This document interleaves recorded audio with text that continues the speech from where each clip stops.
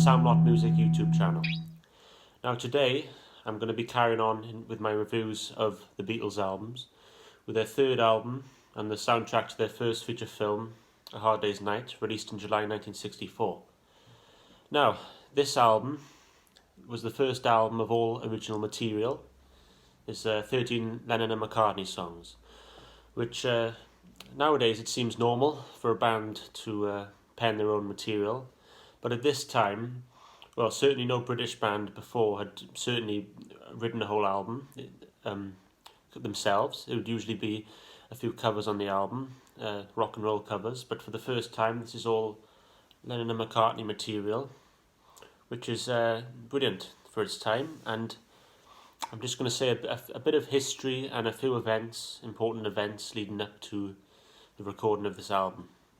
So, in February 1964, the Beatles arrive in America for the first time, and they were greeted by thousands of screaming fans at the airport.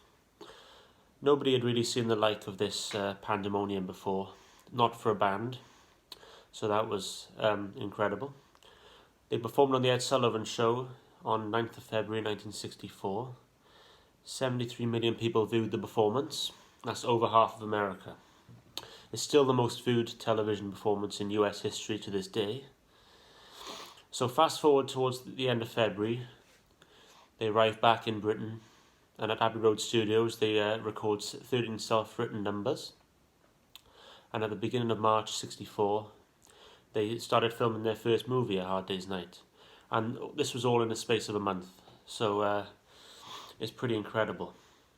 So this is the soundtrack to their first film, which the guy who wrote it, Alan Owen, was a Welsh Liverpudlian screenplay writer, and he spent time with the Beatles, I believe, in autumn '63, and he got to know their sense of humour and their personality, which he added to this film, and it does come across in the movie. It's a wonderful film. I recommend the movie to anyone who hasn't watched it. It's very fun and quite joyous, and it's very good. And Richard Lester, the American, directed it, and he was working in Britain at the time. But anyway, this is not a review of the movie. I might get around to reviewing the Beatles movies one day, but this is a review of the album, so let's get on to the album cover.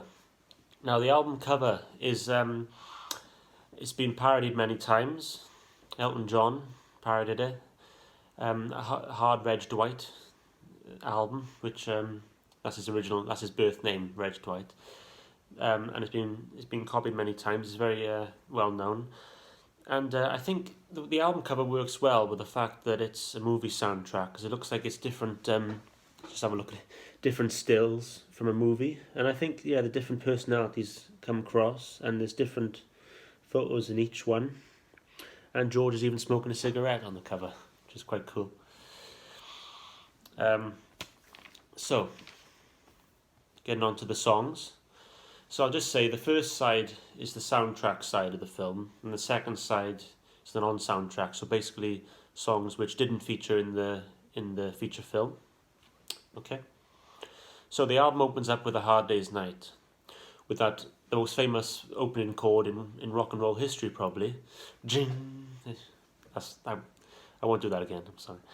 Now, very interestingly, this opening chord, musicians didn't know what the chord was. George Harrison described it as an F with a G on top, and it took until 2014 for a musician called Randy Bachman to work it out. And he went to Abbey Road Studios with Giles Martin, the son of George Martin, who has all the archive tape to all Beatles songs, and he said to Randy, "What would you like to hear?" And he said the opening chord of A Hard Day's Night, and after that he was finally able to work it out. I think the song itself is a brilliant, energetic way to start the album and the film, really. I love John's rock voice on top form, and Paul's middle section, which John said Paul sang because he couldn't hit the high notes. That's the reason he sang there, and it's great, And the George Harrison plays the guitar solo in the middle on the Rickenbacker, and George Martin plays the piano solo at the same time and is put together in the middle. So the two Georges playing the solo at the same time, which is quite interesting. And before I move on, speaking of the Rickenbacker guitar, the 12-string, which George Harrison played for the first time on this album, inspired the Byrds, the American folk rock band, to get started. Roger McGuinn and Jim McGuinn, two brothers who formed the band, they went to watch A Hard Day's Night in the cinema, and they saw this guitar and they heard the sound, and that's what inspired them to start the band. And that was their sound. It was very jangly, kind of folk rock sound in the mid-60s. I Should Have Known Better is the next song, which is very catchy, moves along well. I like John's voice, and the harmonica, it has its place on this song, you know, and a nice guitar solo on the Rickenbacker in the middle as well by George. Moving along to If I Fell, which is probably my favourite song on the album. I think it's a lovely ballad. I love John and Paul's harmonies on this song, and I think that their voices work together well. I mean, they have contrasting voices really, you know, John's lower voice and Paul's higher voice, but they really come together well. It really gels on this song, I believe. Next up, I'm Happy Just to Dance With You, which John and Paul wrote and they gave it to George as his vocal highlight for the album. And I think it's maybe my least favourite song on the soundtrack side, if I'm honest. It's pretty straightforward. It's got good dance, it's probably a good dance sort of song, you know, but it's not one of my favourite songs. Moving on to And I Love Her, a beautiful song. One of Paul's best early love songs, I think. Yeah, it's a lovely song, and I love George's Latin style acoustic guitar solo in the middle. That's very nice. Tell Me Why is next, which is very catchy, and I love the energy and enthusiasm. Well, on this whole album really, but on Tell Me Why, it's great energy on the song. But I find the chorus, although it's good, but I think it's maybe a bit repetitive. Tell me why you cry and why you lie to me, that part of it. But yeah, as I say, I love it. It's very catchy song. Moving on to the last song of side one, Can't Buy Me Love, which, I used the word catchy again. I know I've used that a couple of times. But it's kind of jazz inspired, with the shuffle rhythm on it, and very enthusiastic. And I love George's guitar solo as well. It's a nice way to close side one, I think. So moving on to the side two, the non-soundtrack side, the songs which weren't featured in the movie. Excuse me. Starting with Any Time at All, which I find is a very underrated early rocker. I love John's vocal. Does a great job on the vocal, you know, his rocking voice. And I love Paul's response. You know, John sings Any Time at All, and Paul's high Any Time at All response, but that's quite cool. Next up is I'll Cry Instead, which is a country style song written by John. I think this was his attempt to do a kind of Elvis Presley Mystery Train type of song. That's what he said in a later interview. It's a decent song, it's pretty good. Next up, Things We Said Today, which is an interesting early Beatles song. Is in a minor key and is quite, which gives it kind of more of a dark feel. It's more melancholy feel on it. And I love the melody on it. I think it's an underrated song.